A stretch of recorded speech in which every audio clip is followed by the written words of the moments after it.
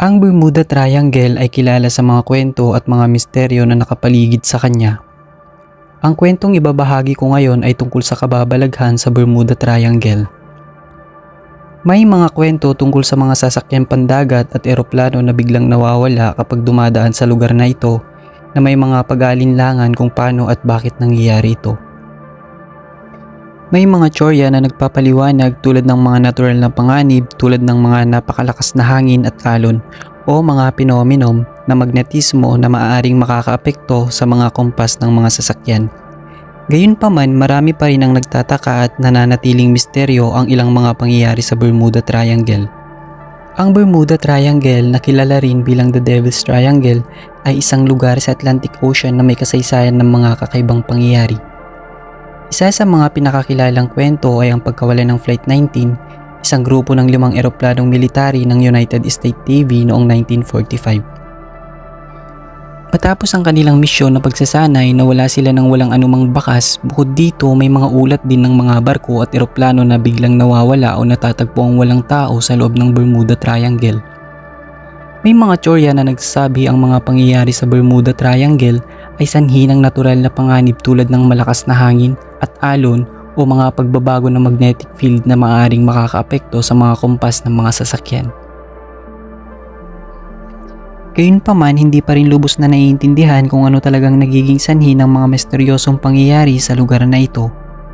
Bukod sa kwento ng Flight 19, isa pang kilalang pangyayari sa Bermuda Triangle ay ang pagkawala ng USS Cyclops noong taong 1918.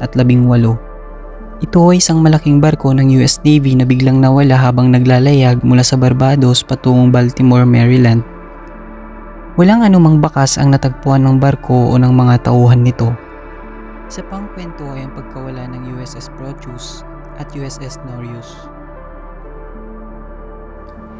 Isa pang kwento ay ang pagkawala ng USS Proteus at USS Nereus. Noong taong 1941.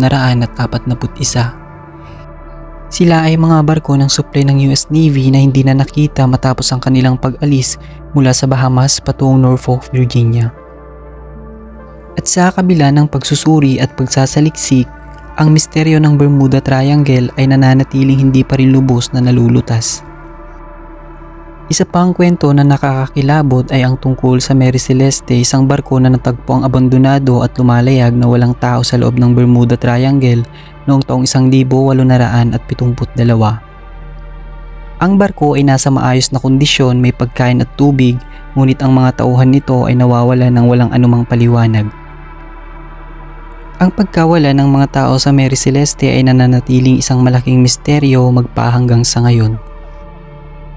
May mga iba't ibang mga relasyon din sa mga paranormal na nag-uugnay sa Bermuda Triangle, kabilang ang mga ulat tungkol sa mga lihim ng mga yungib sa ilalim ng dagat, mga extraterrestrial na aktibidad at iba pang mga phenomenon na hindi maipaliwanag ng siyensya. May mga kwento rin tungkol sa mga pagbagsak ng mga sasakyang pandagat at eroplano sa Bermuda Triangle na walang anumang natitirang bakas o labi. Isang halimbawa ay ang pagbagsak ng Douglas DC-3 noong taong 1948 na biglang nawala habang papunta sa Miami mula sa Puerto Rico. Gayun din, may mga ulat tungkol sa mga bangkang pandagat na biglang nawawala sa lugar na ito, kasama na ang SS Marine Sulphur Queen noong 1963 na hindi na natagpuan kahit anumang pagsisikap na hanapin ito. Ang misteryo ng Bermuda Triangle ay nagbibigay daan sa maraming tsorya o spekulasyon, kasama ang mga pangyayari tulad ng natural na panganib, teknikal na pagkukulang at paranormal na mga bagay. Bukod sa mga pangyayaring may kinalaman sa mga sasakyang pandagat at eroplano, may mga kwento rin tungkol sa mga kakaibang phenomena sa Bermuda Triangle. Isa dito ay ang mga ulat tungkol sa mga biglaang pagkawala ng mga komunikasyon at navigasyon sa mga sasakyang pandagat at eroplano kapag dumadaan sa lugar na ito. May mga ulat din ng mga nakakakita ng mga liwanag o mga kakaibang anyo sa langit habang nasa paligid ng Bermuda Triangle. Sa kabuuan, ang Bermuda Triangle ay patuloy na nagbibigay inspirasyon sa mga kwento ng kakaibang pangyayari at misteryo.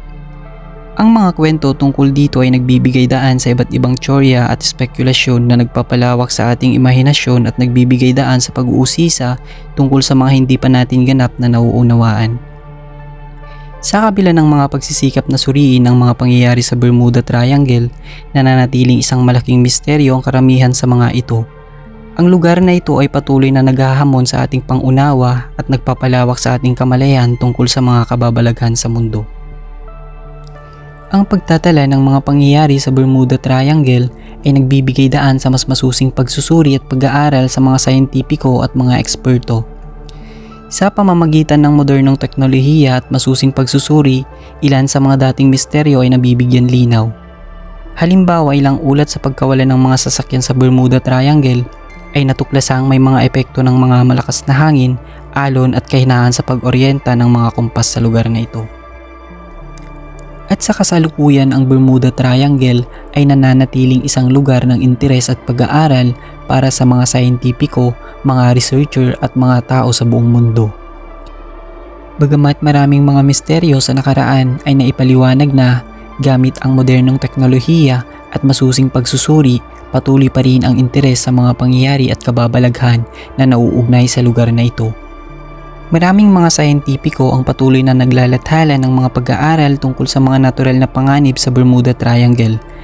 Ang mga pag-aaral na ito ay naglalayong masuri at maunawaan ng mas malalim ang mga kondisyon sa lugar na ito upang matulungan ang mga marino at mga piloto na makapag-navigate ng ligtas sa mga daanan sa Atlantic Ocean. At kung nagustuhan mo ang video na ibinahagi ko ay huwag kakalimutan mag-like, share at subscribe dito sa PMD, Pinoy Mystery Documentary.